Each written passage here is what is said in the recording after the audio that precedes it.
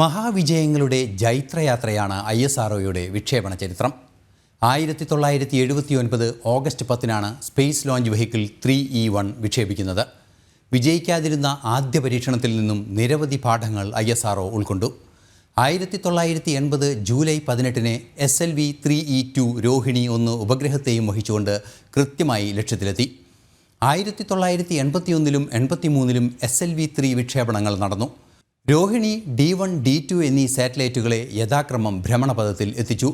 പിന്നീട് augmented space launch വെഹിക്കിളായിരുന്നു മൂന്നാമത്തെ വിക്ഷേപണം. ASLV 1, D2 എന്നീ വിക്ഷേപണങ്ങൾ 87, 88-ലുമായി നടന്നു. രണ്ടും പരാജയപ്പെട്ടെങ്കിലും 92-ൽ VD3 SROSSC ഉപഗ്രഹത്തെ ഭ്രമണപഥത്തിൽ എത്തിച്ചു. 93-ലാണ് ആദ്യ polar space launch vehicle D1 വിക്ഷേപിക്കുന്നത്. വിക്ഷേപണം പരാജയപ്പെട്ടുവെങ്കിലും മഹത്തരമായ അനുഭവമായി ISROയ്ക്ക് അത് മാറി. 94-ൽ ഓഗ്മെന്റഡ് സ്പേസ് വെഹിക്കിൾ D4 വിക്ഷേപിക്കപ്പെട്ടു. SROSS C2 ഉപഗ്രഹത്തെയാണ് വിക്ഷേപിച്ചത്. 94-ൽ PSLV D2, 96-ൽ PSLV D3യും വിക്ഷേപിക്കപ്പെട്ടു. 97-ൽ PSLV C1, PSLV C2 എന്നീ റോക്കറ്റുകൾ, IRS-1D, IRS-P4 എന്നീ റിമോട്ട് സെൻസിംഗ് സാറ്റലൈറ്റുകൾ ബഹിരാകാശത്ത് എത്തിച്ചു. 2001-ലാണ് GSLV D1 അഥവാ ജിയോസിൻക്രണസ് സ്പേസ് ലോഞ്ച് വെഹിക്കിൾ വിക്ഷേപിക്കപ്പെടുന്നത്. GSAT ഉപഗ്രഹം കൃത്യമായി GSLV D1 ഭ്രമണപഥത്തിൽ എത്തിച്ചു. 2001 ഒക്ടോബറിലാണ് PSLV C3 വിക്ഷേപിക്കപ്പെട്ടത്. 2002 സെപ്റ്റംബറിൽ PSLV C4 കൽപ്പന 1 ഉപഗ്രഹത്തെ ഭ്രമണപഥത്തിൽ എത്തിച്ചു. 2003 മെയ് 8-ൽ GSLV GSAT-2 ഉപഗ്രഹവുമായി ബഹിരാകാശത്തേക്ക് കുതിച്ചു. 2003-ൽ തന്നെ PSLV C5 വിക്ഷേപണവും നടന്നു. IRS-P6 റിസോഴ്സ് സ്റ്റാറ്റ് എന്നിവ പോളാർ ഭ്രമണപഥത്തിൽ എത്തിച്ചു. 2004-ലാണ് EduSat GSAT-3 വിക്ഷേപിക്കപ്പെട്ടത്. 100-ാം വിക്ഷേപണമായ GSLV F-15 റോക്കറ്റിന്റെ ആദ്യഘട്ടമായിരുന്നു അത്. 2005 മെയ്യിൽ കാർട്ടോസാറ്റുമായി PSLV ബഹിരാകാശത്തെത്തി. അടുത്ത വിക്ഷേപണം 2006 ജൂലൈ മാസത്തിലായിരുന്നു. ഇൻസാറ്റ് 4C ഉപഗ്രഹവുമായി GSLV F-02 വിക്ഷേപിക്കപ്പെട്ടു. 2007-ൽ കാർട്ടോസാറ്റ് 2 സാറ്റലൈറ്റ് റീഎൻട്രി എക്സ്പെരിമെന്റ് 1 എന്നീ ഉപഗ്രഹങ്ങളെ PSLV C7 ഭ്രമണപഥത്തിൽ എത്തിച്ചു. ഇക്കൂട്ടത്തിലെ SRE-1 ഭൂമിയിലേക്ക് തിരിച്ചു കൊണ്ടുവരുന്നതിലും വിജയിച്ചു. 2 വിക്ഷേപണങ്ങൾ കൂടി 2007-ൽ നടന്നു. PSLV C8, GSLV F-04 എന്നിവയായിരുന്നു അവ. GSLV F-04 ഇൻസാറ്റ് 4C 6 ഉപഗ്രഹത്തെ ഭ്രമണപഥത്തിൽ എത്തിച്ചു. 2008 ജനുവരിയിലും ഏപ്രിലും ഒക്ടോബറിലും PSLV വിക്ഷേപണങ്ങൾ നടന്നു. PSLV 9 കാർട്ടോസാറ്റിൻ്റെയും IMS-1 സാറ്റലൈറ്റുകളെയും ഭ്രമണപഥത്തിലെത്തിച്ചപ്പോൾ 2008 ഒക്ടോബർ 22-ന് നടന്ന PSLV വിക്ഷേപണം ആദ്യ ചന്ദ്രയാൻ ദൗത്യവുമായിരുന്നു. ചന്ദ്രനിൽ ഭാരതത്തിൻ്റെ പതാക പ്രദർശിപ്പിച്ച ദൗത്യം വിജയമായി. 2009-ൽ PSLV C12 റീസാറ്റ് 2 ഉപഗ്രഹത്തെ ഭ്രമണപഥത്തിൽ എത്തിച്ചു. 2009 സെപ്റ്റംബറിൽ PSLV C14 റോക്കറ്റാണ് ഓഷ്യൻസാറ്റ് 2 ഭ്രമണപഥത്തിൽ എത്തിച്ചത്. പരാജയപ്പെട്ടെങ്കിലും 2010 ഏപ്രിൽ 15-ന് നടന്ന GSLV Mark II വിക്ഷേപണം അനുഭവങ്ങളുടെ സാഗരമാണ് ISROയ്ക്ക് ഉറപ്പാക്കിയത്.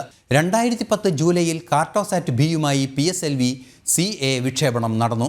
2010-നും 15-നും ഇടയിൽ 16 പോളാർ സ്പേസ് ലോഞ്ച് വെഹിക്കിളുകളാണ് വിക്ഷേപിക്കപ്പെട്ടത്.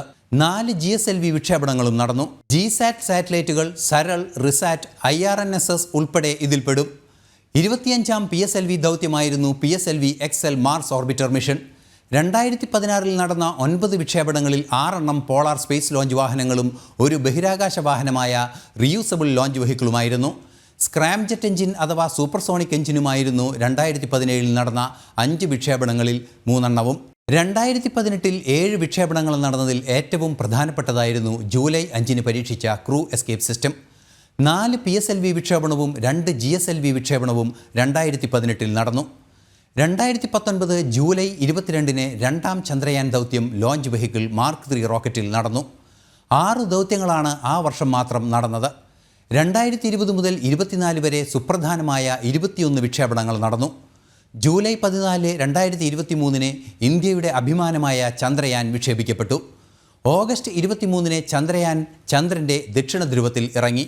സൂര്യപര്യവേക്ഷണ ദൗത്യമായ ആദിത്യ L1 2023 സെപ്റ്റംബർ 2-ന് PSLV XL റോക്കറ്റിൽ യാത്ര തിരിച്ചു. 12 ദൗത്യങ്ങളാണ് 4 വർഷത്തിനിടെ മാത്രം യാഥാർത്ഥ്യമായത്.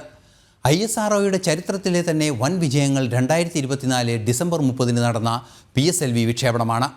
ഭാരതത്തിൻ്റെ മറ്റൊരു ബഹിരാകാശ വിജയഗാഥ വിളിച്ചോതിയതായിരുന്നു ആ പരീക്ഷണം. സ്പേസ് ഡോക്കിംഗ് സാധ്യമാക്കിയ വിക്ഷേപണമായിരുന്നു PSLV C60.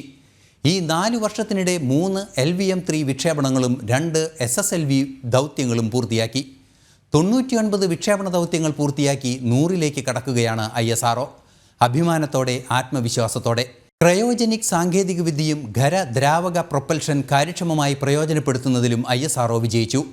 ആധുനിക ടെലിമെട്രി സംവിധാനങ്ങളിലും മികച്ച നേട്ടം കൈവരിക്കാൻ ഭാരതത്തിനായി. വിജയങ്ങളുടെ ദീർഘയാത്രയാണ് ആദ്യ ലോഞ്ച് മുതൽ ISRO കയ്യെത്തിപ്പിടിച്ചിരിക്കുന്നത്.